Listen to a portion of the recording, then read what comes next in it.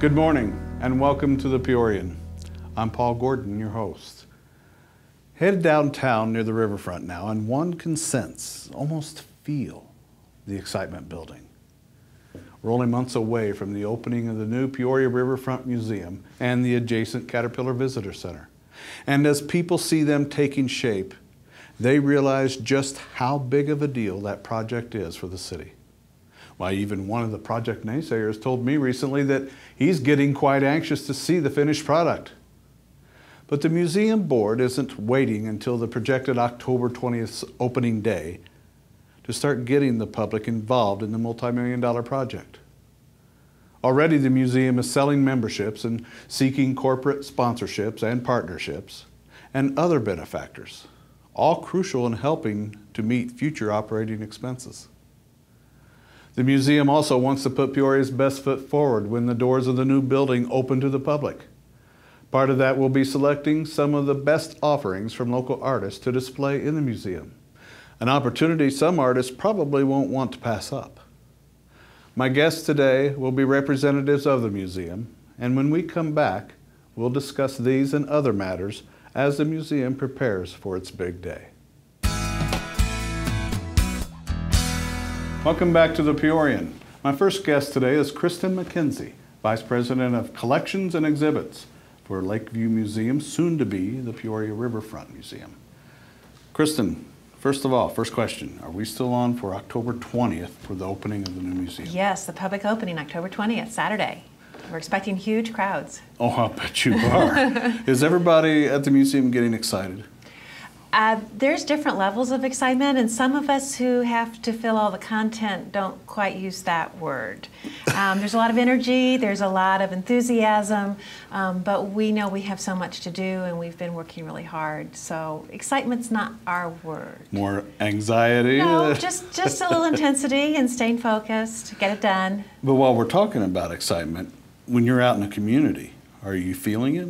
I am. Okay. I am, and that's really exciting. People that I didn't even know knew much about it. It's really nice to hear that they are seeing the building go up, they're hearing things about it, and then our first opening exhibit in our special feature gallery is contributing to that as well. Oh, which is? That's going to be an exhibit called Chow and Friends, and Chow, or Central Illinois Artists Association, is helping us to put this together. You know, they do the first Friday openings, the first Friday of each month, and we're moving down to the riverfront. We're going to be their neighbors, and so this seems like a really good way for all of us to get to know each other and start to see how we can increase the dynamic aspects of art on the Peoria downtown riverfront. So Doug and Eileen Loinig with Chow are the two guest curators, and then we're working with several other people to put this together. So the museum, though, is who's going to be selecting which works to put in this exhibit? Well, first of all, we've put the word out that artists in the Tri-County area are eligible to submit works of fine arts and photography. Okay. We're not doing functional art so much, but real painting, sculptures, that kind of thing, printmaking. I hope there's some video as well. We've put the word out for them to submit works. They can submit up to 3 that they would like to have considered. And then the selection committee, there's about 6 people. I am on it, but there's a range of people associated with the Art Guild, with the Peoria Arts Center, the community in general, with Bradley, who will be then reviewing the submissions and making the selection in early June. And there will be a catalog, so we'll be doing photography later in the summer for that. And then the exhibit will open on October 20th. How many pieces are we talking about? It depends on what size. I'm imagining, well, it just depends. If there are a lot of really big pieces, we didn't put a limit. So if there's a fantastic, really large piece, we won't have as many works in it. But I'm hoping 60, 70, somewhere around in there. If there's a lot of small pieces, we can get more in. So it will, I don't know yet. Well, is the purpose to showcase local talent or to fill space on the walls? No, it's to showcase local talent. No, I could easily fill all the space and then some. We have a very large collection of our own. And there are lots of other exhibits we could bring in. But this is to showcase local contemporary living artists who are active right now. So we're not looking for artists from 100 years ago, but people making their art right now as we speak. So you believe, obviously, that there is enough talent in Peoria to do this? I know, I do know that, and I do know that as of yesterday, 92 artists had submitted work, some of them as many as 3. And submissions are open through the end of May. They were open through the end of May? Yes, okay. originally April, but we've extended it. So Okay. I am quite confident that we will have wonderful exhibit. Is there anybody who's a shoe-in just because of who they are? There's lots of people who might be, but I don't know if they're going to want to participate. I can tell you, for instance, Preston Jackson says he would prefer to be on the selection committee. So he will not be submitting. Okay. And he obviously would have been a shoe-in if he had. But we're not selecting the artists. I do want to make that clear. It's not about who's in the show. It's about the artwork. So the quality of the artwork. And we expect a range of subject matter, a range of media, but it's the artworks we're selecting. So it actually will be a blind selection. You know, we may recognize the artist on some cases, but it's not, can I be in the show? It's, can my work be in the show? How long will they be displayed? The exhibit is up until through the first week of March of 2013. So 5 months, 5.5 months. And then will it be replaced by more local art, or? No, we will then be going into the exhibit schedule that we've started putting together for that. So we'll be bringing in this case, some outside exhibits that we're co-curating with collectors. Okay. Is there going to be any types of pieces? I guess the word I'm looking for is probably taboo. Is there anything that you would consider taboo? Well, the museum has some basic standards that are hard to define. You know, we want to be open. We want to challenge our visitors. So we tend to avoid sort of full frontal major nudity. Yes. But we don't want something that would be terribly offensive to our audience. But it's really hard to define that. And I don't expect that there will be. I don't think we have artists who are going to expect to be able to show anything that we wouldn't do. Be objectionable. Right. Okay. Right. When we come back, we're going to talk about other exhibits that the public can expect to see at the new museum. Stay tuned.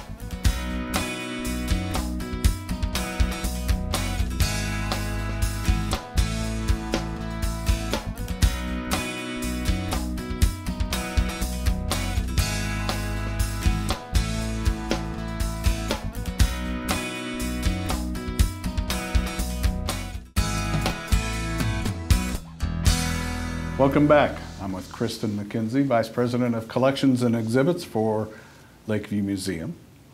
Kristen, the new museum will have more space, a lot more space, right, than Lakeview does. I'm guessing it's going to be your job to fill that space? I'm afraid it is, but I'm also really excited that it is. There's some excitement for you. Yeah, it's a wonderful challenge. We will be a little more than tripling our size. But you have to also remember that we are doubling our disciplines. Lakeview has been a museum of arts and sciences. Okay. The Peoria Riverfront Museum is a museum of art, science, history, and achievement. Okay. So we're going to cover more topics. We will have, in addition to a special feature gallery, and we've been talking about the first exhibit there, we'll continue to have galleries for our own permanent collection. We are adding a gallery on local history, which we are calling The Street. So it's kind of a walk through the stories of the past, opening with a scenario of innovation and entrepreneurship. Okay. The second history gallery is called the Illinois River Encounter, and it's looking at the formation of the Illinois River Valley, first settlement, its uses for recreation, for livelihood, and then as a highway for transportation. Okay. And then the future of the river as well. What's happened to it? How have people mistreated it, and how are we now reclaiming the river and protecting it for the future? There are also 2 small galleries called Discovery Zones for children to, it'll be sort of informative play, you might say, lots of totally hands-on activities. And then the achievement part comes from the Peak Performance Center, which is based on the activities of the high schools. So speech, debate, music, the Scholastic Bowl, as well as sports, of course. And there will be kiosks to look up information about high achievers in the past throughout the state, not just locally, but we're looking at schools throughout the state. And then also a chance to try your hand at different sports. So it'll be interactive then? Yes. Okay. And the two river galleries have interactive components. The two history galleries, the river and the street, both have interactive components as well. So a lot to do for all generations, really. A lot more to offer than we do now. How does one do your job? Do you have to have an imagination? Do you just have to have knowledge? Well, I think you need both, okay. And you need a good team as well. A lot of people helping both in research, in exhibit design, taking care of the collection. But it is a matter of research, of knowing who to talk to, where to get information, and having a bit of a vision. And we are working with outside fabricators. We're working with audio, video production team. So that's a lot of fun too. A lot of sharing of ideas, because part of it is, what do people want to see? What would people enjoy? What would they respond to and come back to visit again? And then what is there to tell them? Who determines what people want to see? We've done, over the years that we've been planning for this, we've done several focus groups. Okay. And then the fabricators and people at the Historical Society, the African American Hall of Fame, the other partners working with us, the High School Association, have all helped us. And you come to a consensus. Okay. How often do you anticipate that the exhibits will change? Good question. That will vary according to the exhibit. Special feature gallery, we're starting out with every exhibit up for about 5 to 6 months. Okay. They could change as often as 3 months. It'll usually be about 4 months. Permanent collection change about once a year. Expecting the street to change every 18 months. Okay. And then, but any of those could change, an individual component or aspect could change at any time. The river, the peak performance will change with the season in terms of the sports part. Okay. The river, not very often, unless we want to add something here, replace something there, something better comes along. So the idea is there would be some things that are always there on view, so that your favorites, so you can come back and see again and again, and then other things that will change so that there's something fresh.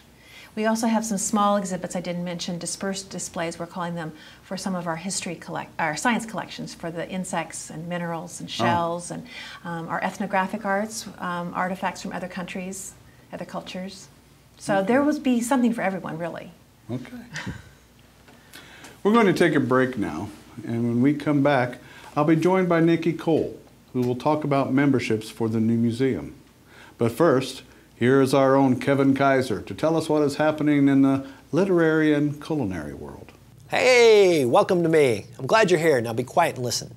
Today I'm going to talk to you about an important new release in the world of historical fiction. The book is Bring Up the Bodies by Hilary Mantel. Now this is a follow-up to her previous novel, Wolf Hall, which won the 2009 Man Booker Prize. It's set in England in the 1520s with Henry VIII on the throne, with a wife who cannot bear him an heir, and the king's attempt to secure a divorce which the Pope refuses to grant. The story is told from the perspective of Thomas Cromwell, the son of a brutal blacksmith who is also a political genius, a briber, a charmer, a bully, and a manipulator, which serves him well as cardinal and advisor to the king. Cromwell is ambitious and ruthless in his own pursuits of power and reform, as he tries to manage a volatile king who fluctuates between romantic passion and murderous rage. It also introduces us to a woman named Anne, who Henry is madly pursuing. Bring Up the Bodies is the sequel to this incredible novel, which uses Tudor history as a backdrop for a story that explores the psychology and wider politics of the era. Bring Up the Bodies finds Henry disillusioned with Anne Boleyn. She's failed to bear him a son, and she gives him what we call today a bit of an attitude, which alienates pretty much everyone. So old King Hank calls on his buddy Tommy C to take care of things. Of course, Anne and her family aren't going to go away quietly, so Cromwell has to align with his enemies to take her down. Now, I haven't read a whole lot about Tudor England, despite my status as a history nerd, but Ms. Mantel's style and manner of storytelling made me really want to learn more, which is what a good piece of historical fiction should do. The author, Hilary Mantel, is the best-selling writer of 10 previous... Oh, my. Apparently an amateur hypnotist. It's going to haunt my dreams. Anyway, she's a brilliant writer, so check out Bring Up the Bodies, an incredible work of historical fiction. It's available at fine booksellers and even a few crappy ones. Now, for those of you awaiting a commercial, your time has come.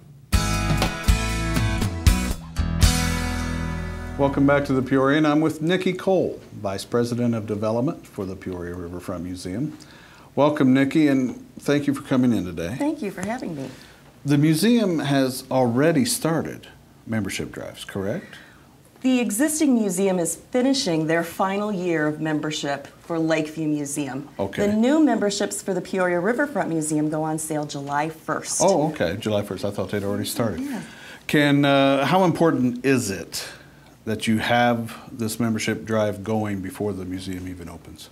Well, it's critical to our success. You know, we really are able to do the things that we're able to do because of donors and sponsors and members who are committed to this organization. And it is those funds that allow us to do the superb programming that we can do out in the community, that allow us to bring in the unique programming. A year ago, we had the opportunity to bring Mrs. Jane Hinson in for a segment, and that was just phenomenal. And those things are only possible because of our membership drives and because of the funding that the public brings to us to be able to do that.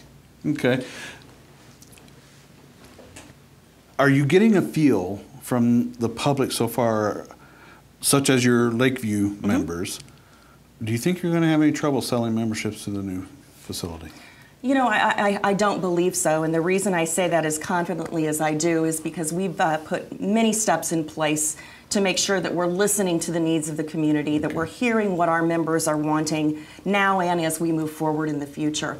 We've started something called membership informational sessions, and there's a series of those that'll be happening at Lakeview Museum, where members and public are able to come in, see the templative brochures of the membership program, listen to our explanation, give us feedback, and it's very important for us to make sure that they understand that this is just a template. We still have time to make changes to our membership program if that's what we're hearing from the community. And the result thus far has been extremely positive. There has not been one requested change to be made to what we have put out there right now, and that's just been phenomenal. It took us more than a year and a half to develop this membership program. We looked at the trends, we looked at what was happening in the industry, and what we found was basically a curate your own membership type of program. It was started by the Whitney Art Museum in New York, and it's something that the Smithsonian has adapted and is really presenting as the future of memberships for museums. Okay. And it really does give the individual the opportunity to decide what it is that they want from their museum. Okay. Can you tell us what kind of memberships will be offered at the new museum? Absolutely. Well, you'll be able to have your basic membership like everyone has traditionally enjoyed at the current facility. Okay. But we're also going to add enhancement tracks. And an enhancement track would be based on your individual needs and desires. If you're a family and your desire is to have your kids exposed and active and involved in all of the programs and activities at the facility, then you could buy a track that's specific to that. We'll do programming specifically for that age group. Instead of the wine and cheese openings that people have come to enjoy, we'll do donuts and juice on a Saturday morning. So we're really starting to cater different packages to what we're hearing the members want to do. We'll do similar tracks for young professionals, for those who are interested in networking and want that social aspect, and the same type of thing for those who really want to immerse themselves in the learning culture and get as much as they can, learn about how different types of curation works, learn about the industry more and for their own personal gain and interests. The memberships, how do they differ, the ones that you're going to be offering into the museum, how do they differ then from Lakeview? The enhancement tracks? The enhancement tracks is the biggest difference. We really feel that we have a better membership program now than we did.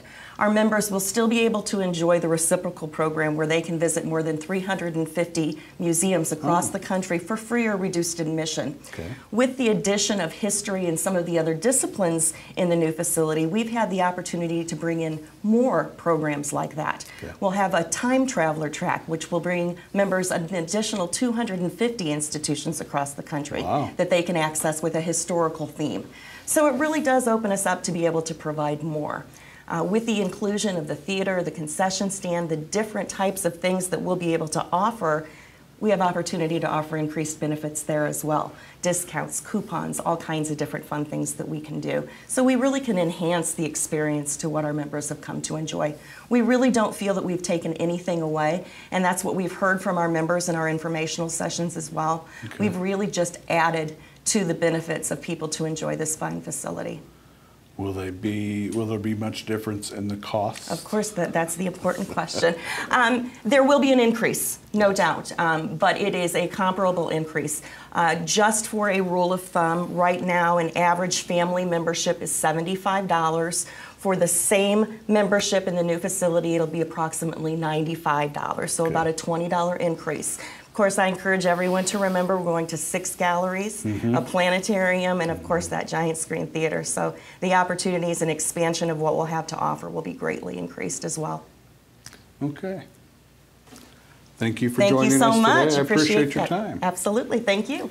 And I hope you've enjoyed today's show and that we've started getting you excited about that new museum. Remember, it's going to open in October. Remember that you can watch this and previous episodes of The Peorian in their entirety on our website, thepeorian.com. And be sure to join us next week here on WHOI TV for another episode of The Peorian. Have a good week.